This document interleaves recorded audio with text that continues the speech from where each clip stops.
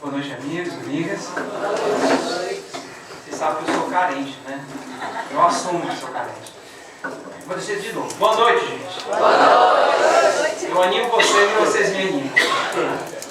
O Hugo disse assim, né? Brincando comigo. Quem está nervoso, primeira vez que você vai falar, você diga o tô. E todas as vezes que eu vou usar a palavra, quer seja aqui no Faz Bem, em qualquer canto, é uma grande responsabilidade. Me dá um comichão no estômago mesmo, me dá uma ansiedade. Aquela ansiedade que me inspira a fazer com que eu me cuide mais, que eu tente refletir um pouco mais, para aquilo que vier do meu interior possa contribuir de alguma forma com vocês. Antes que eu possa fazer o uso da palavra, eu não posso deixar de fazer aquela parte que eu gosto sempre de fazer, né? Da gente poder se cumprimentar. Só que conheça alguém que você não conhecia antes. Veja onde estiver, mas vá até ela e apresente-se, diga seu nome. Acho que só o nome tá bom, né? Vai, vamos lá, gente. Vamos conhecer alguém que a gente não conhece.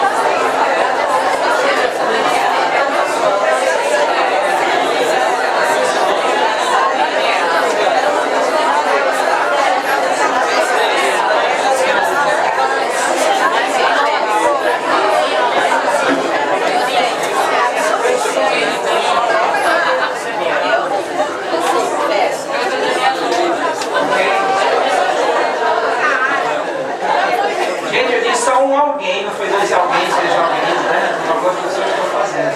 Tudo bem que ninguém vai fazer. Tudo bem que ninguém vai privar, né? Bem, queridos amigos, esse tema, não vos inquieteis pelo apóstolo Ouro, é um tema bastante interessante. É um tema bastante interessante porque essa nossa convivência com o que era a matéria vem de muito tempo dentro da gente, ao longo de muitas encarnações, sendo posto, muitas vezes de forma distorcida, gerando muito conflito em nós a convivência com a matéria. E a história que envolve dinheiro, essa história de dinheiro dá um bocado de confusão, tá, gente? Vocês já viram confusão por conta de dinheiro? Não, né? Nenhum. Essa coisa do dinheiro, realmente, ela está carregada de crenças na nossa interioridade ao longo de muitas encarnações. E aí é importante a gente poder citar até algumas que geram confusão, geram conflito dentro de nós para a convivência com o que é da matéria, com o que é do ouro, com o que é das posses materiais.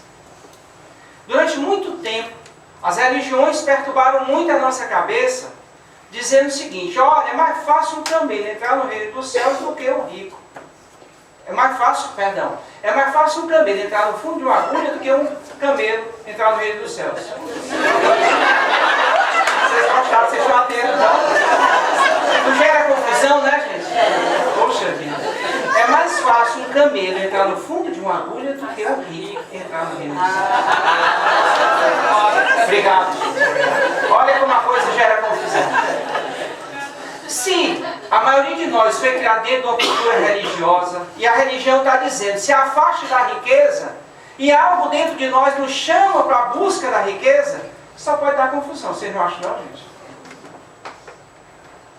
Vamos usar uma crença que é comum e que a gente nem se percebe. Criança vai pegar no dinheiro, o que é que a gente diz? Não pegue que é sujo! Vocês já viram isso? A gente se apressa em dizer que é sujo. Mas a gente pega, né? Como é que a criança vai não pegar se ela vê a gente pegando? Francisco de Assis, nosso mentor aqui maior, né? Diante da causa, do modo de vida do Faz Bem, ele dizia que se as palavras convencem, são os exemplos que arrastam. São os exemplos que arrastam. Mas essa crença, ela nos perturba. A época do Cristo, ele foi tentado, segundo consta no Evangelho, e perguntaram para ele, apresentando uma moeda: ó, a gente deve ou não pagar o tributo? A pessoa chegasse para vocês e fizesse essa pergunta: deve-se ou não pagar imposto de renda, gente? Né? O Cristo, em sua sabedoria, ele disse, pegou a moeda, né, virou um lado, o outro e disse: dá a César o que é de César, e a Deus o que é de Deus. Olha a sabedoria do Cristo. Nós, queridos amigos, somos espíritos encarnados. Nós somos a consciência corporificada.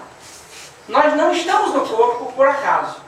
Nós estamos no corpo porque precisamos estar no corpo e viver muitas experiências, segundo o véu do esquecimento, para que a gente possa fazer brotar dentro de nós aquilo que efetivamente nós já temos agregado na nossa estrutura. Teoria nós temos muita, mas a prática, a vivência diária é que mostra efetivamente o que nós realmente temos dentro da gente. São os nossos sentimentos que nos revelam. E o Cristo, Ele dizendo isso, Ele traz-nos a necessidade de nós contemplarmos uma vida aqui na terra, uma vida digna, uma vida de crescimento. Nós necessitamos viver na terra, viver nesse corpo físico, para que nós possamos evoluir. Então, o que é da matéria não pode ser, em hipótese nenhuma, negativo, danoso para nós. Não pode. O primeiro ponto que é importante que fique claro: nós podemos possuir, e possuir muito aqui na terra. Por que não? Resta saber, como diz o filósofo Frejá, na sua música Eu Te Desejo, né? Então lá para as tantas ele diz: eu te desejo muito dinheiro, mas que de vez em quando assim você para perguntar quem é dono de quem. Se você é dono do dinheiro ou se o dinheiro é que lhe conduz.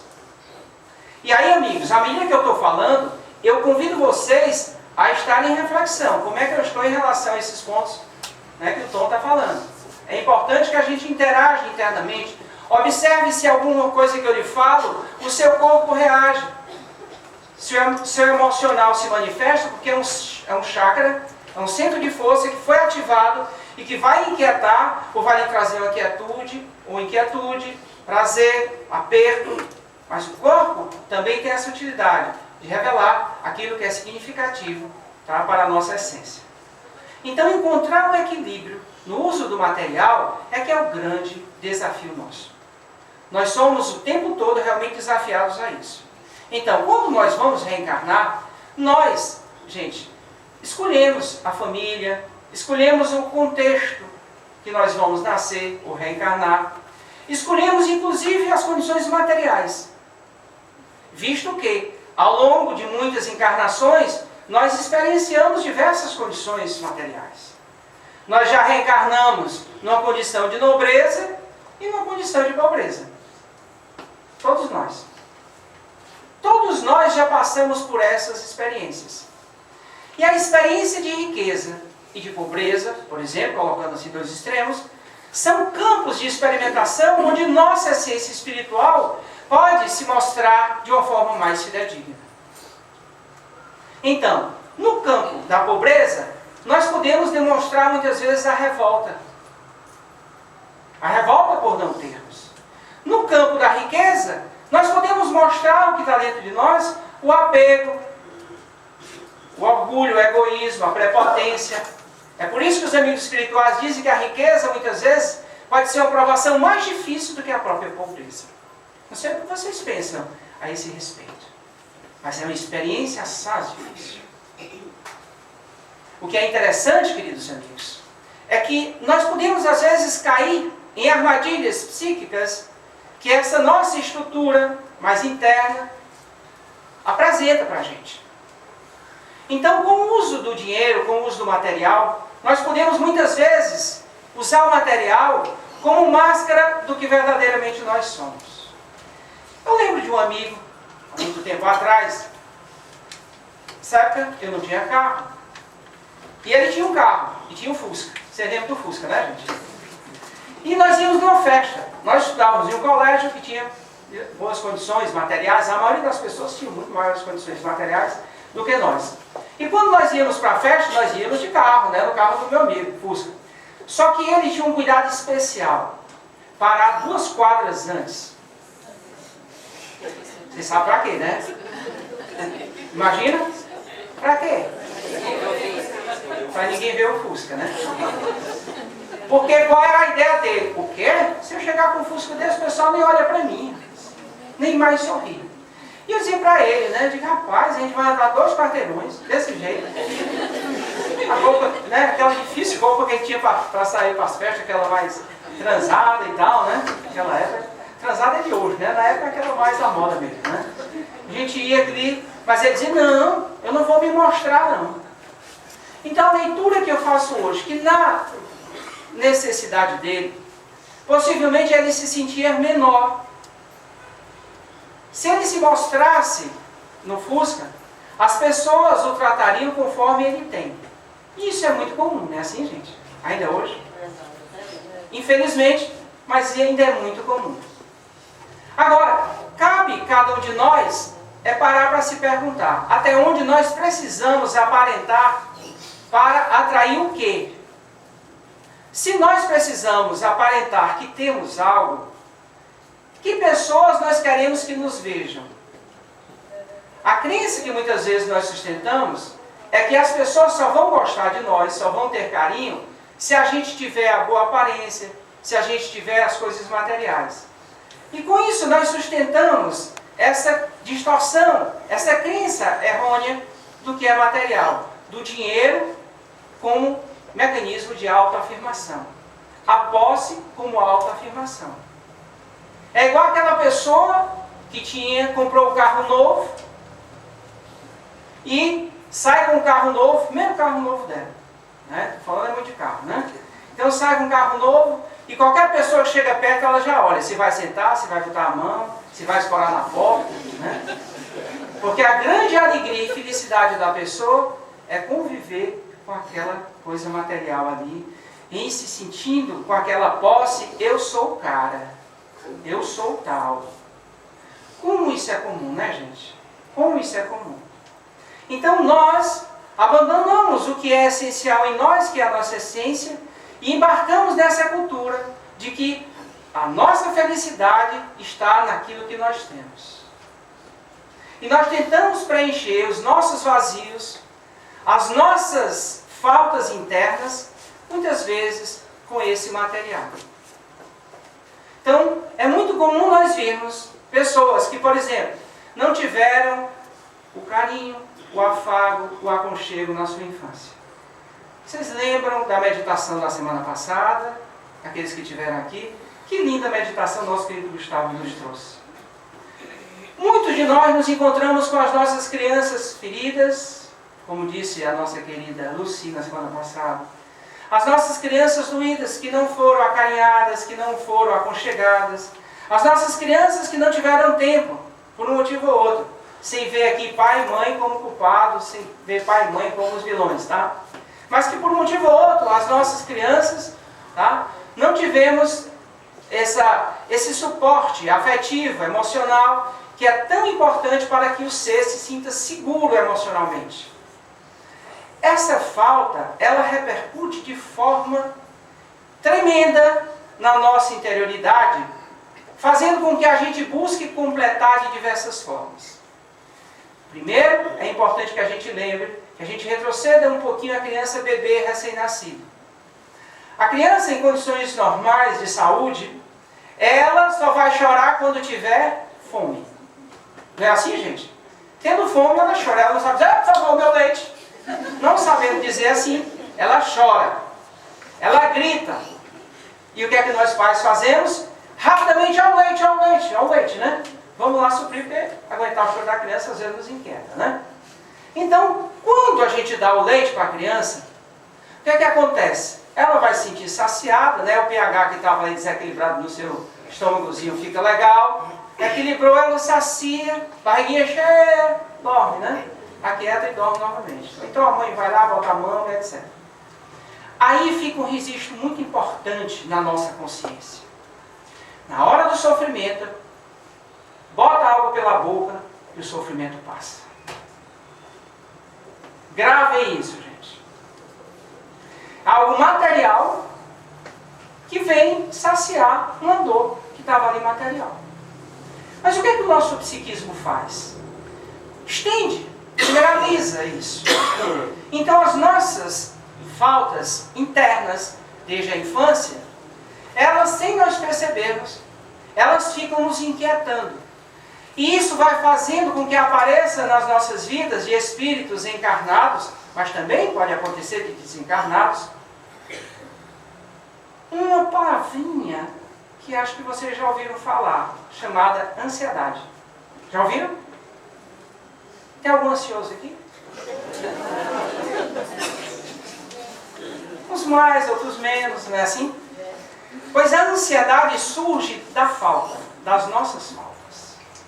Vocês querem ver um exemplo de ansiedade? Duas pessoas apaixonadas. Uma está lá em Calcaia, outra está na Praia do Futuro. Né? Aí, um liga para a outra, né, e disse, primeira pergunta, onde é que tu está? Né? Só estou aqui na Calcaia. Meu amor, estou com tanta saudade, queria tanto te ver, já eu chegaria. Gente, ainda bem que os amigos espirituais trabalham para ir protegendo o trânsito, né? Porque a ansiedade bate e a falta, a gente entra em contato com a falta. E muito das relações se fazem nas faltas, a paixão se faz na falta. Na falta do outro. A gente se inquieta, a gente quer o outro, a gente não consegue ficar muito tempo distante. É aquela fome que precisa ser saciada. Esse registro, amigos, está em nós. Então nós nos acostumamos a funcionar dessa forma. Na falta, a ansiedade nos inquietando, e com isso nós tentamos encontrar as nossas realizações, tentamos encontrar o nosso ouro. Inquietos.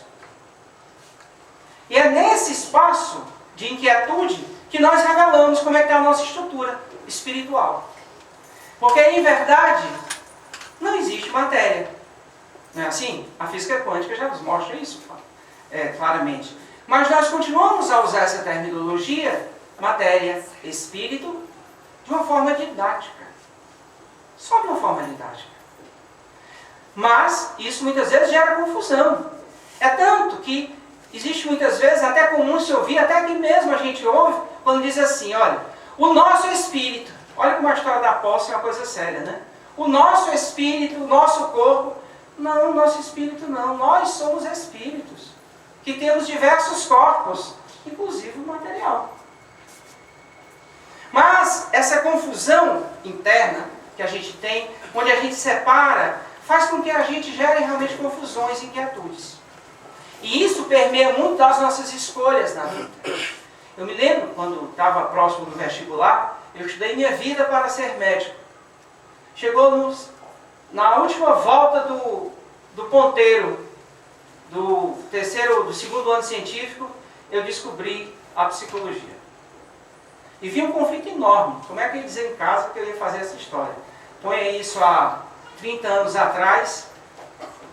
Como é que chega para um pai vindo lá do interior, pai e mãe, vai chegar e dizer, olha, eu quero fazer psicologia. Meu pai logo, que é isso? Aí eu falei, né? Aí ele disse assim, tá pensando o quê? Que eu vou lhe sustentar? Você vai morrer de fome. Quantos jovens nesse momento não sofrem, nesse momento crucial? Onde é que eu vou? O que é que dá dinheiro? Escolhendo carreiras, não porque tem aquele talento, aquela vocação, mas já na inquietude do que vai dar dinheiro. Muitos insistem e às vezes não passam no vestibular e os pais, você vai passar. E a pessoa, né, o adolescente sofrendo, angústia profunda, porque algo dentro dele não quer aquele caminho. Mas a inquietude da posse do ouro nos faz conduzir a nós e muitas vezes os nossos filhos a ter esse tipo de vida. Muitos de nós já nascemos com a ideia de quê? Que é uma cultura que tem sido muito divulgada. A ideia de que nós temos que ter 1 milhão. Não, mas você tem que ter 1 milhão. Você tem que poupar, você tem que fazer economia, mesmo que você não viva, né? Tem gente que faz tanta economia que muitas vezes poupa tudo. Por que não? Porque no futuro eu posso precisar. Então, se mata de todo jeito para chegar só os caquinhos lá na frente. Os caquinhos mesmo de gente. Para dizer, tá vendo se eu não tivesse poupado lá atrás? Mesmo que tenha se matado, mesmo que tenha se distanciado na sua essência. A nós é lícito vivendo na matéria, temos melhores condições. No Evangelho segundo o Espiritismo e no Livro dos Espíritos, os amigos espirituais dizem, na Lei do Progresso, que se a gente pegasse o dinheiro do mundo e dividisse para todo mundo por igual, logo, tá? Umas pessoas teriam mais do que outras. Então não é esse o caminho. O que a gente tem que ver é a diferença das desigualdades. O Espiritismo, mais precisamente no Livro dos Espíritos, na pergunta 799, Kardec pergunta aos Espíritos como o Espiritismo pode contribuir para o progresso da humanidade. E eles dizem, né, os Espíritos da Falange de Verdade, olha, o Espiritismo pode contribuir destruindo o materialismo, promovendo a fraternidade entre as pessoas. Então, nós podemos, com a consciência espiritual no nosso dia a dia, realmente buscar ter condições materiais que nos dê uma qualidade de vida saudável, honrada, nobre. Onde a gente não precise, e não precisa, maltratar, ferir, passar por cima dos outros.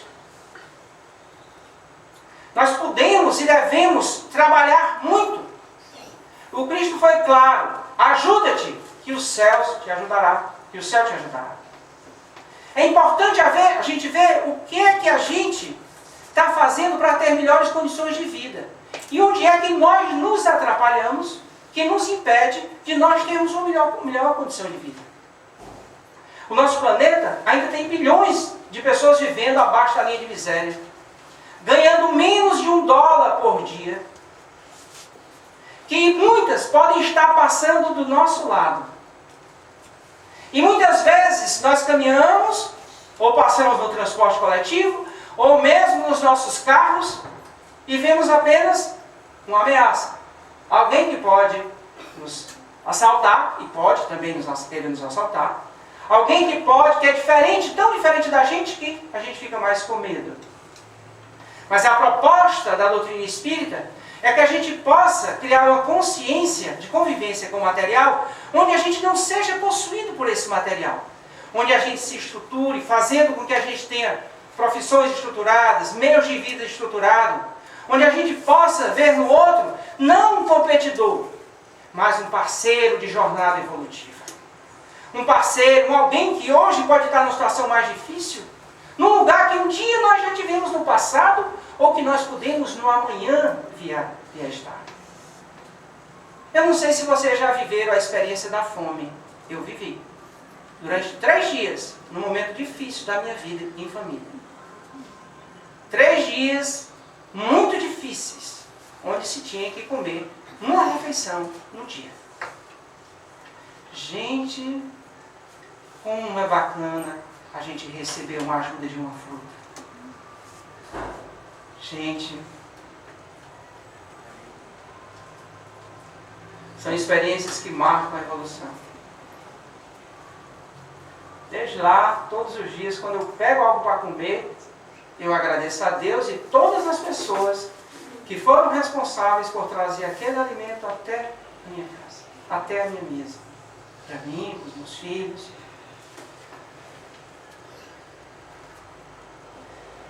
Não precisa vocês, quem não viveu, vir a viver a experiência da fome.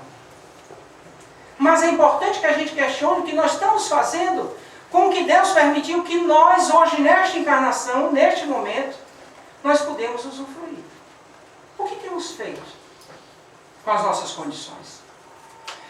Com o material, com o dinheiro, com, às vezes, até o trabalho, com a influência dos relacionamentos, para ajudar a outrem. Esse desafio, queridos amigos, ele é fundamental. Quando nós nos apropriamos que somos espírito em essência, e que nós colocamos na prática uma máxima que para mim é também fundamental. Todas são as máximas do Cristo. Mas o Cristo diz uma que nesse aspecto ela é basilar. Diz assim: buscai o reino dos céus, e o mais vem como acréscimo. O que é o acréscimo, gente? O acréscimo é tudo que é da ordem da matéria. tudo que é da ordem desse plano, do plano da imanência. Tudo. Tudo nós podemos ter. Mas, se nós formos no caminho inverso, de não, ir para o centro espírita, ir para uma igreja, ir para um templo protestante, separar um tempo para meditar, separar um tempo para rezar, não, eu tenho que ganhar tempo, tempo é dinheiro, é outra crença, né? Tempo é dinheiro, não posso parar. Não, quando eu, naquele tempo, né? Quando eu ficar de cabelo branco, né? Quando o cabelo for caindo. Nós somos o parâmetro, sabe? Nós dois, né? Quanto mais o meu cabelo, o tempo vai passando, meu cabelo fica branco e o cabelo dele vai caindo. E ele controla o tempo e diz que o meu tempo está acabando. Quanto mais, tá certo? Nós vamos cultivando essa ideia do que tempo é dinheiro, mais, gente, a gente vai se perdendo, desviando a nossa rota. Quando a gente reencarnou, nós tivemos um propósito, nos aproximarmos da essência, nos conhecermos, nos trabalharmos e vivermos a nossa essência espiritual. Em fazendo essa opção, o acréscimo vem, até dinheiro vem. Vocês lembram daquele fenômeno que estourou aí uns 2 anos atrás? Aquele livro, aquele filme. O Segredo. Isso. Que não é mais segredo, né? A ideia de que nós tudo podemos. Realmente, nós podemos muito, mas nem tudo. Realmente, nós podemos muitas coisas. E nós temos o direito de pedir. Mas tenha muito cuidado com o que você pede, porque você pode receber. Você pode receber. E de posse disso que você recebe, o que você vai fazer? Não são poucos os exemplos das pessoas que, não tendo estrutura interna, se desmantelam. Exemplo comum, os jogadores de futebol. Não é, gente? As pessoas que ganham nas megas cenas da vida.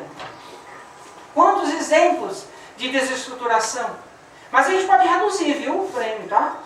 Quantos de nós temos um salário legal, mas cuidamos desse nosso egocentrismo, e nos perdemos nesse caminho de redenção, de iluminação. E muitas vezes nós temos até muito dinheiro, mas não conseguimos sentir a felicidade de ter. Certa feita eu fui procurado no consultório por uma pessoa, tá? No nosso estado, né, que tem muito dinheiro, e que numa depressão muito profunda. E eu lembrei de Chico Xavier, que certa feita foi procurado por uma pessoa, um industrial do Rio de Janeiro, e disse assim: Chico, você é muito famoso, me ajuda nisso aqui, olha, eu tenho tudo que você precisar. Tudo. Então Chico, a humildade dele, ele disse: tá bom, vamos orar pelo senhor. Mas Chico disse, né, para mim: e aí, Chico, você vai, ele tem muitas condições de nos ajudar na causa. Eu disse: realmente, ele é muito pobre, ele só tem dinheiro. E essa pessoa que eu recebi no consultório, numa depressão profunda, ela dizendo que ela não tinha amigos, ninguém conseguia se aproximar dela, porque ela sempre achava que quem se aproximava dela queria o dinheiro dela. Já pensou que sofrimento, gente? Ela reunia pessoas no avião, viajava para lá, para cá, para cá. Todo mundo ia para a festa, tudo pago, 0800, né? Vai para todo canto. Mas o que fica dessas relações? Se nós estamos pobres de essência, de que adiantará? Não me venham com aquela de dizer: dinheiro não traz felicidade, mas ajuda. Realmente, se você tiver riqueza interna, se você não tiver, você pode ter tudo. Tal qual uns tais lá da Roma Antiga, que tinham um palácio enorme.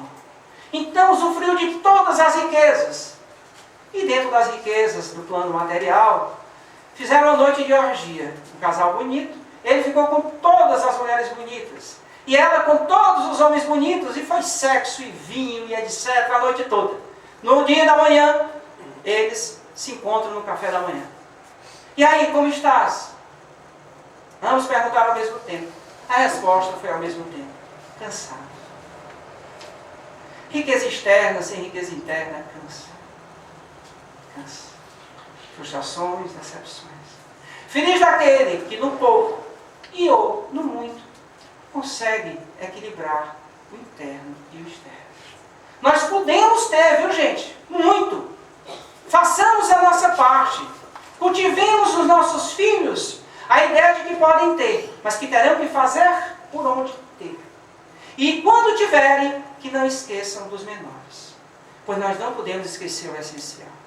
E para fechar, antes que as minhas orelhas, que já são grandes, sejam puxadas pelo Jânio, lembremos daquela história daquela pessoa que ia fugindo, muito pobre, sofrida, nas montanhas com um bebê. E passando por uma caverna, escuta uma voz: entra que a riqueza está aqui. Entra que a riqueza está aqui. E ela se sentiu chamada. Com a bebê no colo, chorando por conta do frio, ela agasalhava o bebê. E a voz dizia: pega tudo, não esquece do que é essencial. Pega tudo e não esquece do essencial, pois tu vai ter um tempo. E o tempo vai acabar. E ela, naquele momento, começa a pegar aqui tudo que era joias, coroas, brincos, colares, pulseiras. Vai juntando, vai juntando. Aí num braço não deu, ela colocou aqui a criança aqui do lado. Aí foi pegando mais, botou na roupa e tudo que é roupa. O tempo vai acabar, o tempo vai acabar. E ela sai disparada, a caverna se fecha. Aí ela ouve o choro da criança, que ficou lá, dentro da caverna. O que adiantaria aquele dinheiro todo? A nossa criança interna clama por cuidado e atenção. Que possamos buscar o reino dos céus para nutrir a nossa criança interna, para que ela cresça saudável, porque o mundo precisa de saúde. O papel de cada um de nós, saudável, não poderá ser substituído, somente por nós. E nós receberemos conforme nós investirmos, até o material. Paz e bem a todos.